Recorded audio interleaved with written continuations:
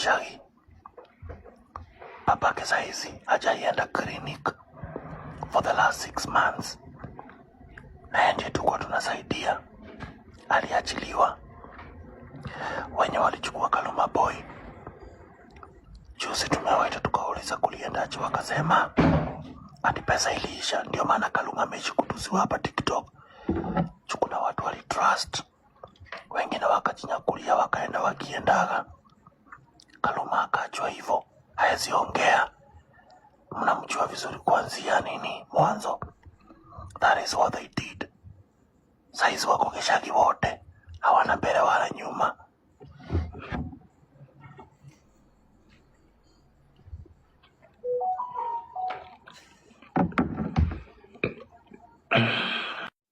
Ni kama mafundi wenye walipewa kazi. Tuliko na hiyo kila kitu. Waliachia Mofam. Sitaki kushout ndio wasirecord. Waliachia Mofam shida zote. Kila fundi akikuja na kura anaenda. Kila fundi akikuja na kura anaenda. Kila fundi akikuja na kura anaenda. Kwanza kuna fundi mwingine anaitwa Mokolino. Anaitwaje? Ibu. Huyo alikura akaenda. Kuna fundi anaitwa Ibu. Alikura pesa akaenda akaachana na hiyo mcheko. Hatawezi angalia baba mtu hapa ni mgonjwa. Huyo Ibu, huyo Mokolino ati aliachilia mcheko akaachana nayo. Alikura akaacha akaenda.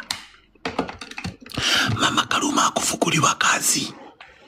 Hakuna kazi alifukuliwa. Pesa yote ilienda ati kwa mcheko.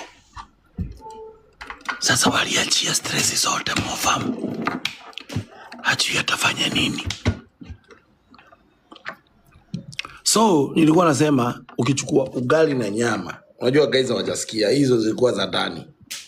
Hasira imeendelea kupanda. Guys, nikiwaambia hasira imeendelea kupanda. Hasira imeendelea kupanda. Kaluma si alipewa brands, walimcontrol.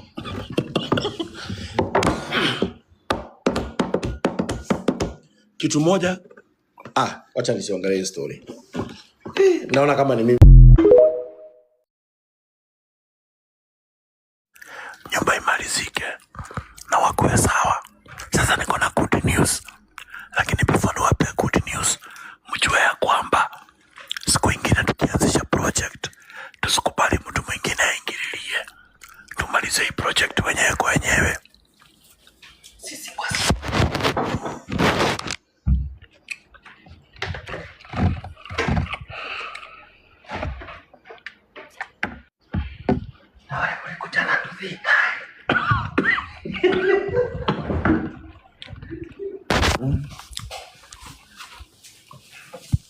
Acha tuwe mkono. Sijamaliza.